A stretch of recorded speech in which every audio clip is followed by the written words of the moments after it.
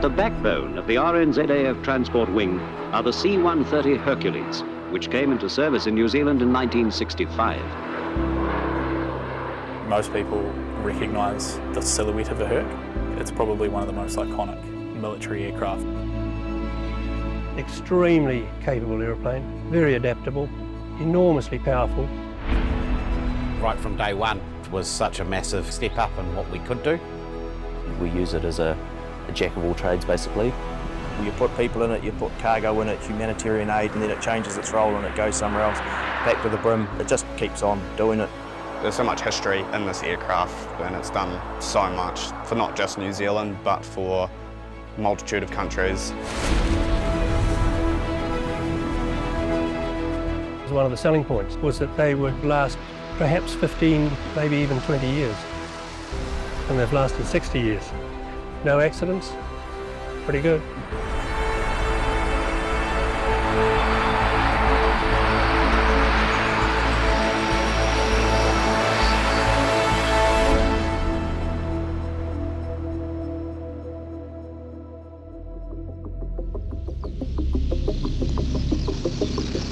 We had some old aeroplanes in our fleet. The maritime airplanes were still Sunderlands from World War II. The Bristol freighter.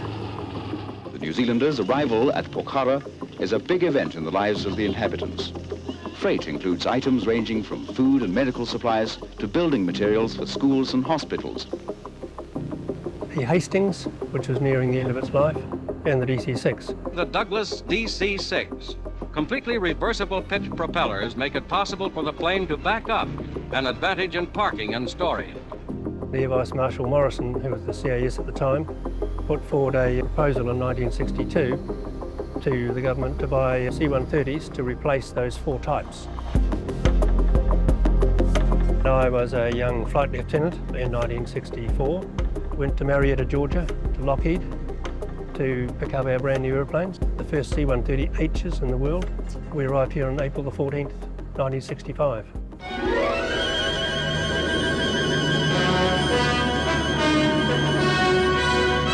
Turboprops thunder across Wellington when 3 Hercules transporters worth £4 million arrive at Rongotai. Apart from stops at Hawaii and Fiji, the flight took 31 hours from the United States. After low-level runs across the capital, the aircraft drop in for an official welcome. We had a full team of tradesmen trained, the 3 crews trained, and the airplanes were ready to go, which was only about a year after the government had approved the purchase. New Zealand is the first nation to take delivery of Lockheed's latest model of the Hercules C-130, the first long-range transports for the RNZAF in 13 years. An aircraft which, with a crew of only 4, can take 92 troops 4,000 miles without refuelling. The biggest thing for me in the C-130 is just the size of the crew, which is one way that it differs from most modern aircraft now, is that we've got the flight engineer, and we've got the nav and the load masters down the back. It's a really collegial kind of atmosphere. Engines howling along the runway, the huge Hercules fly for Whanuapai.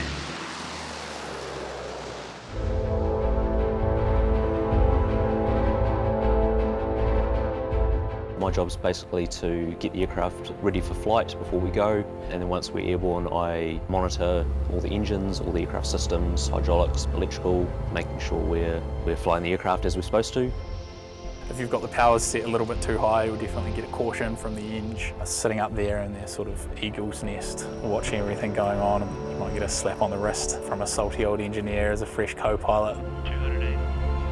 My mum was a flight steward, but my dad was a navigator in the Air Force as well. Obviously it was a little bit different back in the day with the lack of the modern technology.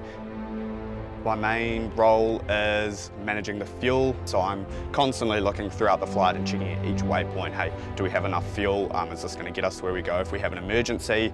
I've also got the weather radar here, that we're going to need to deviate around the weather, and then again, what does that mean for our fuel situation? The loadmasters is all about the weight and balance of the aircraft, controlling the loading, the unloading, the configuration, the coordination of the different personnel.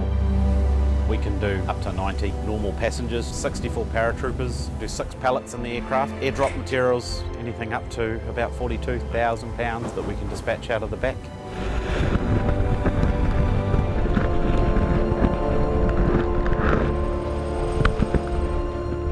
We sign the aircraft out to the flying crew. They don't get to touch it until we've released it for flight. And it also takes a maintenance team most places. The size of that could be 2 reasonably new people, or it could be up to 15, 20 if we're going away for some time. This can even be to the desolation of the Antarctic continent. Each season, RNZAF Hercules are regular visitors to the snowfields of Antarctica, where they resupply their isolated outposts.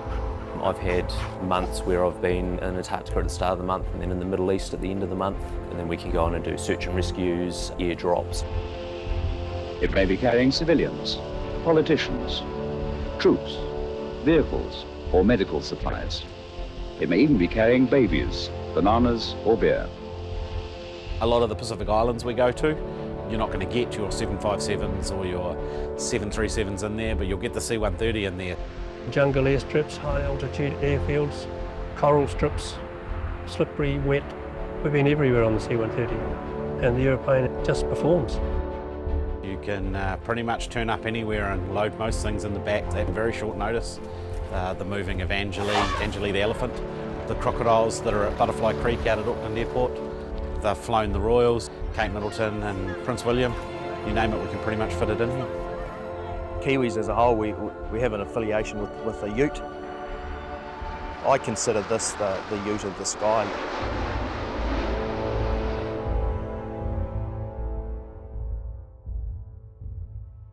We obviously do a lot of ground training and simulator training before we get in the air for the first time. What an amazing feeling after the effort that's gone into to get to that point. Well, first impressions was they were a superb aeroplane. The C-130 wing is a very nice design. It's almost a glider wing with the long wingspan, very strong. Allison T56 Alpha-15 is the engine, so it's a direct power turbine. That little engine is running at 13,820 revs all the time, 100%, and so there's no acceleration. Instead of having throttles, we have power levers. If you push the power levers forward, you increase fuel flow and you increase blade angle. And if you pull them back, you decrease fuel flow and you decrease blade angle.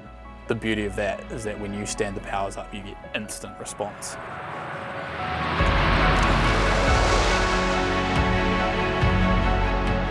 It's an absolute gem to fly, but it just loves to be hand flown. Like, we've got the autopilot, which is great for long journeys, but it's really when you're hand flying it and you're low and you're throwing it around a bit that it really starts to shine. The absolute highlight for me of my career was warbirds.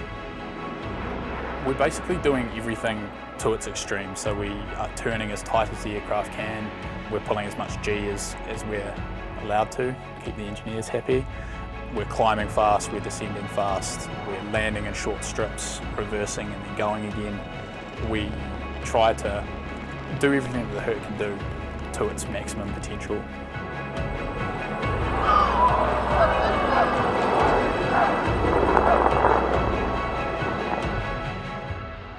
Low pressure tyres, you could land it on a sixpence if you wanted to. The controls are all hydraulically assisted, which you definitely need them to be. It would be an absolute handful if they weren't. The control surfaces are so physically huge that if you didn't have the hydraulic assistance, yeah, that's actually what these are not handles for your hands. They're there so that if you had a hydraulic failure and you're needing to pull back on the controls, that's so that you can brace yourself. Oh, really? Yeah. It's a great aircraft, but it's an aircraft and it's a piece of machinery, and it has days where it doesn't want to be fixed. Some of them, we call them hangar queens. They'll stay in here for some time. We've never had to rung up for a digger to dig a hole and push one in. We started with 5, we're going to end with 5, so we've always been able to find a way. It is getting a little bit old, it's worn out. These airframes have to be replaced. The design configuration of the 130 is just exceptional for what it was built for.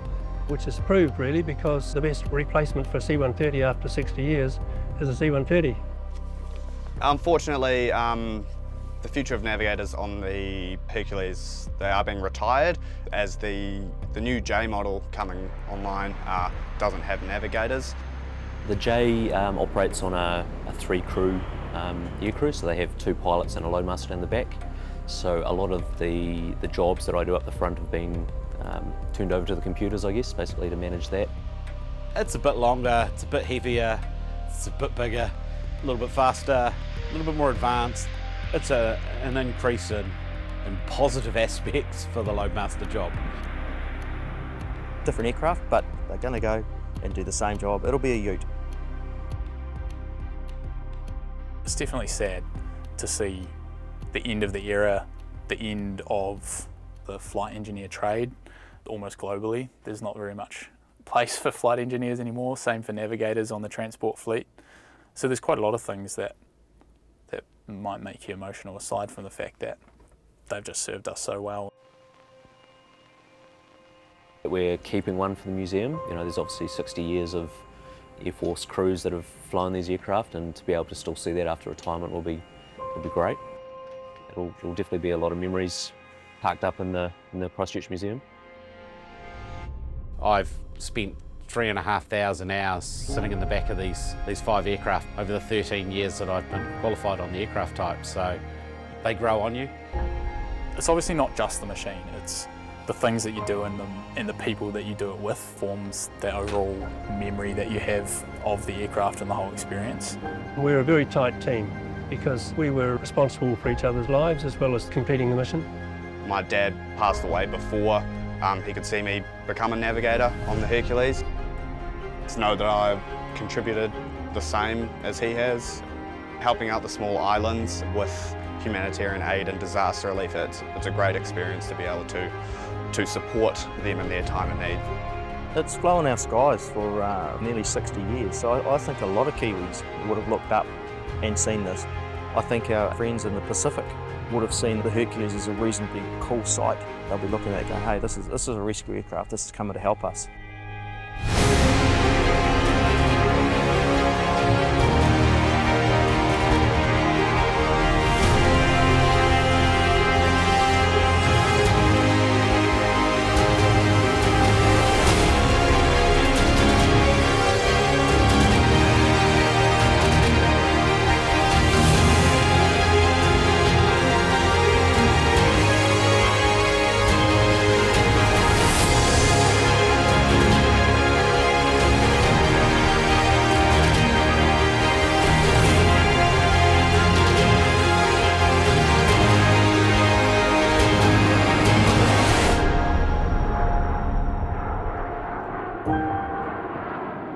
I think people in New Zealand would say that this is a bit of an icon. We certainly do. There's a number of names for it, but it's a C-130H. It's a powerful aircraft.